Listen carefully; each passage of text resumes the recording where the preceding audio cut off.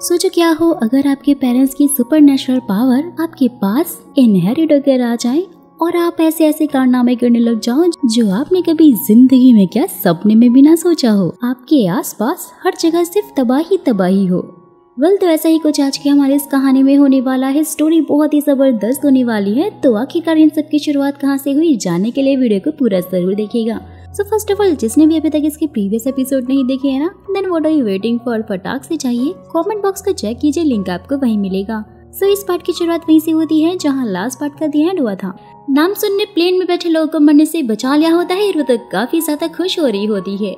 जिसके बाद एयरपोर्ट पे चेकिंग चल रही होती है और हिसेक को नामसुन के सामान में से कुछ अजीब सी चीजें मिलती हैं, जैसे कि उसके घोड़े का बाल और उसका एंकल, जिसे कि वो तो काफी ज्यादा शॉक हो जाता है। साथ में उसे एक स्टिक भी मिलती है, लेकिन नामसुन उसे बोलती है कि मैं ये तुम्हें नहीं दे सकती क्योंकि इसके जरिए ही मैं अपनी मॉम को ढूंढने वाली हूँ। ये जानने के बाद कि नामसुन 5 साल की उम्र में ही खो चुकी थी और वो अपनी मॉम को ढूंढने आई है, हिसेक उससे ये वादा करने लग जाता है कि वो एक पुलिस इंस्पेक्टर है और इसलिए वो उसकी मॉम को भी ढूंढ देगा। साथ ही वो उसका सारा सामान लेकर फॉरेंसिक में उसकी जांच के लिए भी भेज देता है। नामसुन तो बहुत ज्यादा खुश होती है कोरिया आकर, जो कि अपने रहने के लिए ठिकाना ढूंढ रही होती है और उसे एक फ्लैट मिल भी जाता है और वो तो काफी ज्यादा खुश भी होती है। बोलती है कि वाह, यहाँ के लोग तो कुछ ज्यादा ही अच्छे हैं। फॉरेंसिक में जांच के दौरान हिसेक को मालूम चल जाता है कि नामसुन के पास जो स्टिक थी वो तो प्योर गोल्ड की है और उसमें ड्रग का तो कोई नाम और निशानी नहीं है और इसलिए वो सारा सामान लेकर वहाँ से जा रहा होता है। जैसे ही वो गाड़ी में बैठता है तो उसे होंग की एक न्यूज मिल जाती है कि वो लेडी कोई और नहीं बल्कि होंग ही है, जो कि क्रिमिनल्स को पकड़ती है, वो भी सुपर वुमन बनकर,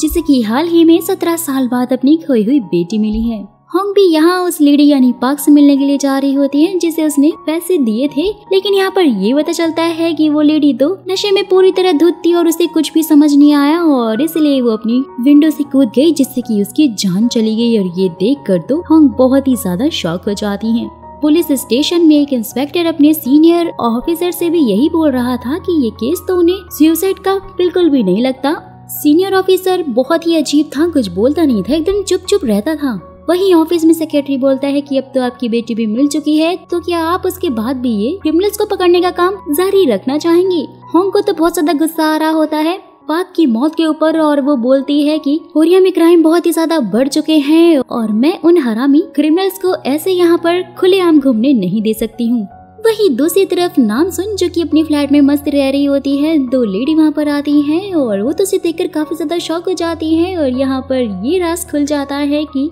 जिस लेडी को नामसुन ने पैसे देकर 3 महीने के लिए ये फ्लैट लिया था, वो तो एक कॉन आर्टिस्ट थी, जो कि नामसुन को लूटकर वहाँ से चली गई है और नामसुन तो उसे काफी अच्छा समझ रही थी। बेचारी नामसुन काफी ज्यादा दुखी हो जाती है और सड़क पर ही आ जाती है। वहीं होंग के रूम में वासा पहुंच जाती है और उसके सीक्रेट रूम का दरवाजा खोलकर उसकी तिजोरी को अपनी फटी हुई आंखों से देख रही होती है, जहाँ पर होंग की पर्सनल असिस्टेंट सरी भी पहुंच जाती है, जो कि 20 सालों से उसकी वफादार है और वो वासा को वहाँ से जाने के लिए बोलती है कि यहाँ पे सिर्फ होंग के अलावा कोई भी नहीं आ सकता है। वाजा की ये पूछते ही कि ये तिजोरी के होंग की है, सरी उसे हाँ बोलती है और साथ ही कहती है कि इसे होंग के अलावा कोई भी नहीं खोल सकता क्योंकि ये सिर्फ उसके फिंगरप्रिंट से ही खुलती है। वही दूसरी तरफ हम नामसुन को देखते हैं, जो कि बेचारी पूरी तरह से ही सड़क पर आ चुकी थी। ना उसके पास पैसे थे और ना ही कोई फोन था, क्योंकि वो लेडी उसका सब कुछ लेकर भाग जो गई थी। लेकिन जैसे ही वो देखती है ना कि हान रिवर के सामने ही पार्क है जहाँ पर लोग टेंट लगा कर रह रहे हैं, वो तो कुछ ज्यादा ही खुश हो जाती है और कबाड़ से सारा सामान उठा कर लेकर आती है और अपने लिए भी एक टेंट लगाने लग जाती है। टेंट के बीचों बीच में वो एक बड़ा सा पेड़ लगा रही होती है और जैसे ही वो उसे एकदम उखाड़ कर तोड़ कर लेकर आ रही होती है, लोग तो उसे देखते ही वैसे शॉक हो जाते हैं जैसे कि अभी आप हो रहे हो। यहाँ पर हिसेक का एक साथी अपनी फोटो शूट करवाने के लिए पहुंचा हुआ था, जिसे देखकर हिसेक बोलते हैं कि हमारे पास अभी बहुत सारे काम हैं और आपको यहाँ पर फोटो शूट करवाने की पड़ी है। लेकिन योंग बोलता है कि मेरी जल्द ही शादी होने वाली है और इसलिए मुझे अपनी फोटोज भी भेजनी है। लेकिन गाइस, हमें ये पता चलता है कि ये शॉप किसी और की नहीं बल्कि बोंग की है, यानी कि नामसुन के फादर की, जो कि एक फोटोग्राफर है और यही उनका पेशा है। और वहाँ पर हम नामसुन की छोटी छोटी फोटोज को भी देखते हैं। हिसेक भी ये सब कुछ देख रहा होता है और वही नामसुन का भाई नामले भी वहाँ पर बैठकर खाना ठोस रहा होता है, जिसके पीछे एक फोटो थी और उसके हाथ में वही सेम स्टिक थी जो कि हिसेक ने नामसुन से ली थी, लेकिन वो उसे देख नहीं पाता क्योंकि उससे पहले उसके पास कॉल जो आ जाती है और वो वहाँ से चली जाती है। जाने से पहले बोंग ने ना हिसेक को अपनी 50% ऑफ वाला कार्ड भी दिया हुआ होता है। हिसेक अपने साथी योंग के साथ में ड्रग डीलर को पकड़ने के लिए मॉल में अपना भेष बदल कर गया हुआ था, जो कि एक लड़की का था, और वहाँ से वो ड्रग सप्लाई कर रही एक लेडी को भी पकड़ लेता है जिसके पास एक छोटा सा बच्चा था, जो कि उन्हें उस पार्किंग में बैठे हुए ड्रग डीलर तक ले जाती है और जैसे तैसे करके फाइनली वो लोग ना उसे पकड़ ही लेते हैं। वही नामसुन देखती है कि उसके टेंट में एक कपल आकर सोया हुआ था। वो उन्हें उठाकर वहाँ से जाने को कहती है, लेकिन वो तो बोलते हैं हम भी तुम्हारे जैसे ही विक्टिम है और हमें भी लूटा गया है, हमारे पास रहने के लिए कोई जगह ही नहीं है, और इसलिए फिर नामसुन उन्हें बोलते हैं कि तो ठीक है, लेकिन तुम लोग मेरे साथ रह नहीं सकते, मैं तुम्हारे लिए नया और दूसरा टेंट बना दूंगी। ये सुनते ही वो दोनों तो काफी शॉक हो जाते हैं कि ये टेंट किसी और ने नहीं बल्कि नामसुन ने ही बनाया है, वो भी अपने हाथों से।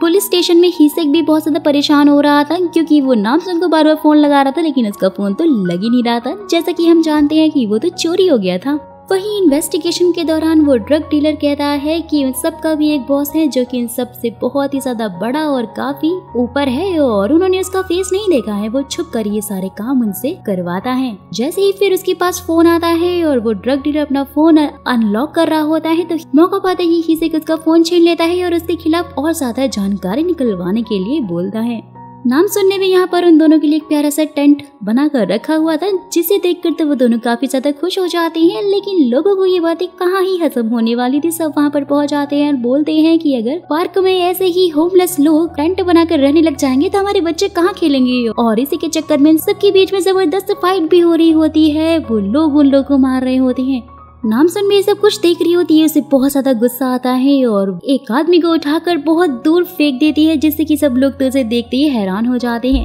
पुलिस भी वहाँ पर पहुँच जाती है और उन सबको उठाकर पुलिस स्टेशन ले जाती है।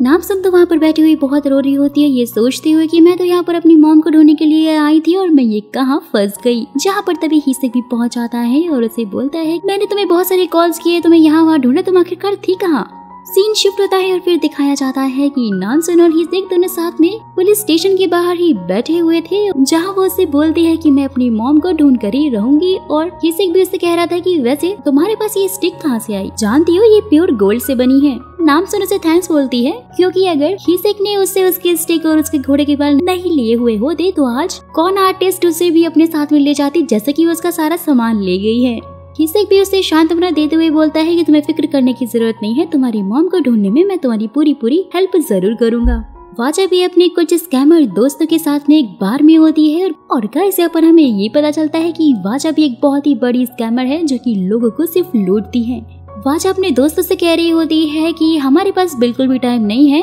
क्योंकि होंग की बेटी जल्दी वापस भी आ सकती है और जल्द से जल्द हमें उसके सारे पैसे लूटने होंगे। वैसे 1 मिलियन से भी ज्यादा मैंने उसके निकलवा लिए हैं और बाकी भी मैं धीरे धीरे करके लूट ही लूंगी। लेकिन वो तो जानती नहीं थी कि सारी ने उसके पॉकेट में एक रिकॉर्डर लगाया था और वो सारी उसकी बातें सुन रही थी। वहीं दूसरी तरफ हिसेक नामसुन को बोंग का वही 50% वाला शॉप कार्ड देकर बोलता है कि पासपोर्ट भी तुम्हारा चोरी हो चुका है और नया पासपोर्ट बनाने के लिए तो तुम्हें फोटो चाहिए होगी, तो इस शॉप पर फोटो खिंचवाना मत भूलना। नामसुन इन सारी चीजों के लिए उसे थैंक्स बोलती है और उसे पूछती है कि वो कहाँ रहता है, और वो उसे बताता है कि वो हान रिवर के साइड में ही जो बिल्डिंग है उसके सबसे ऊपर वाले टॉप पर रहता है। जैसे ही फिर वो अपने पुलिस स्टेशन में जाता है तो उसके सीनियर उसे पार्क में लगे उन सारे टेंट को वहाँ से हटाने के लिए बोलते हैं। हिसेक उन्हें ऐसा करने के लिए मना कर रहा होता है, साथ ही बोलता है कि सबसे पहले तो हमें उन सारे स्कैमर को ढूंढना चाहिए जिन्होंने उन सारे मासूम लोगों को लूटा है, और अगर हमने जबरदस्ती ही पार्क से उन्हें निकालने की कोशिश की तो ऐसे तो उनका पुलिस पर से भरोसा ही उठ जाएगा।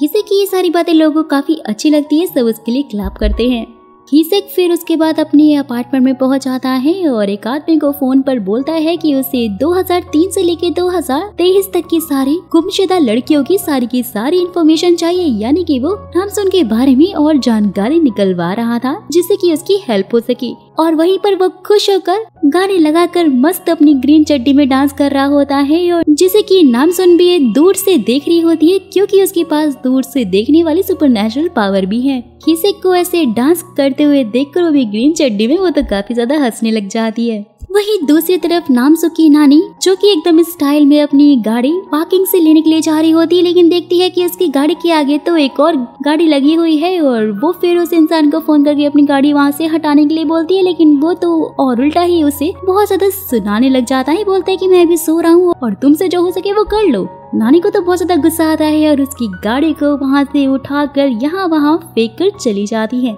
सनी ने भी हमको बता दिया था कि वाजा उसकी रियल बेटी नहीं है और दोस्तों यहाँ पर हमें ये पता चलता है कि होंग को तो पहले से ही वाजा के ऊपर शक था और इसलिए उसने सनी से उसके ऊपर नजर रखने के लिए कहा था। सब कुछ सच जाने के बाद तो वो और भी ज्यादा दुखी हो जाती है और वहाँ से जाने लग जाती है। वाजा भी उसी सेम टाइम पर अपने फोन में नामसुन की वही वाली वीडियो देख रही होती है जिसमें सुपर नेचुरल पावर से वो उस पेड़ को तोड़ रही थी, जो कि काफी ज्यादा वायरल भी हो गई थी। होंग के वहाँ से जाने से पहले वो से पूछती है कि क्या मैं अपने दोस्तों को यहाँ पर पार्टी के लिए बुला सकती हूँ, तो होंग उसे वहाँ से ये बोलकर जाने लग जाती है ये ठीक है, जैसे तुम्हें ठीक लगे वैसा कर लो। हिसेक भी नामसुन से मिलने के लिए पहुंचा हुआ होता है और उसे एक फोन देकर बोलता है कि जब भी तुम्हें जरूरत हो तो मुझे फोन करके बुला लेना। नामसुन उसे उसके लिए थैंक्स बोलती है, साथ ही बोलती है कि मैंने तुम्हें कल डांस करते हुए देखा और वो तो काफी ज्यादा शॉक हो जाता है कि इसने मुझे रात में आखिरकार कैसे देख लिया। वहीं दूसरी तरफ हम होंग को देखते हैं जो कि एक सोसाइटी की पार्टी में गई हुई होती है और वहाँ की वो न्यू मेंबर थी। साथ ही सबको बोल रही थी कि मैं दुनिया से क्राइम का पूरा नामो निशान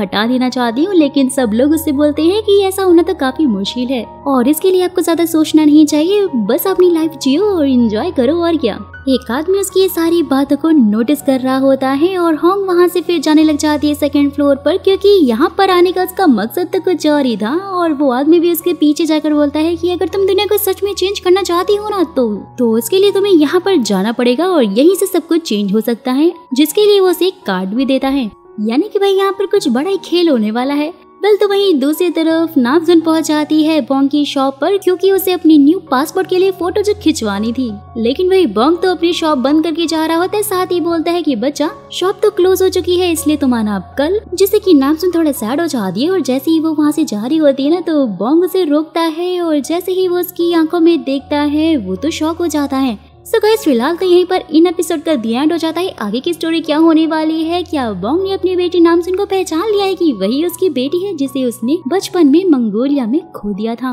वहीं लैब में हम सीओ को देखते हैं जो कि उस ड्रग्स को निकलवा रहा होता है और बस वो उसे अपने कान में डालने ही वाला था। हिसेक उन सारे ड्रग डीलर के बॉस को पकड़ पाएगा या नहीं और वो ड्रग डीलर का बॉस आखिरकार है कौन, सीओ का इन सब से क्या रिलेशन है और वो कौन है, वाजा और उसके स्कैमर दोस्तों का आखिरकार आगे का क्या प्लान है, ये सब मैं आपको बताऊंगी अपनी नेक्स्ट वीडियो में। और अगर आप चाहते हो कि मैं उसे फटाफट से एक्सप्लेन कर दूं तो मुझे कमेंट बॉक्स में नेक्स्ट पार्ट लेकर जरूर बताइएगा। जाने से पहले चैनल को सब्सक्राइब और वीडियो को लाइक करना बिल्कुल भी मत भूलना ताकि ऐसी इंटरेस्टिंग वीडियो आपसे मिस ना हो जाए।